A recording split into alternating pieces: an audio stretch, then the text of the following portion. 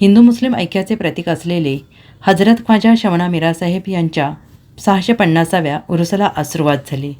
आज चर्मकार समाजाचा मानाचा गलेप अर्पण झाल्यानंतर भाविकांचे तसेच शासकीय कार्यालयाचे गलेप अर्पण करण्याची परंपरा अखंड ठेवण्यात आली. त्यामध्ये आज सांगली मिरज कुपवाड महापालिका प्रशासनाचा आयुक्त शुभम गुप्ता यांच्या प्रमुख उपस्थितीमध्ये गलेप अर्पण करण्यात आला.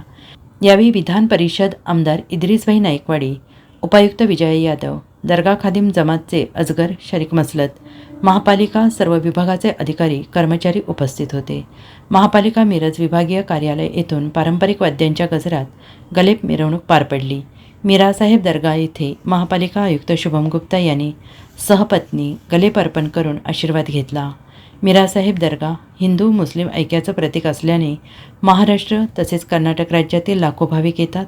महापालिका प्रशासनाकडून सर्व योग्य त्या उपाययोजना करण्यात आल्या असून आयुक्त शुभम गुप्ता यांनी त्याचा आढावा घेतला आहे. मिरज साहेब दर्गा यांचे 650वे उर्समध्ये सांगली मिरज कुपवाड शहर महानगरपालिकेच्या वतीने गलीफ देण्याचा कार्यक्रम होता. त्यामध्ये आपल्याला दर्गामध्ये येऊन मस्जिदच्या सुद्धा दर्शन करता आला. खूप सुंदर कार्यक्रम इकडे करण्यात आला आहे. बरीचशी माहिती दर्गाबद्दल, कमिटीबद्दल, मस्जिदबद्दल मला मिळाली. सहपत्नीक या कार्यक्रमामध्ये उपस्थित राहण्याचा मला खूप आनंद आहे.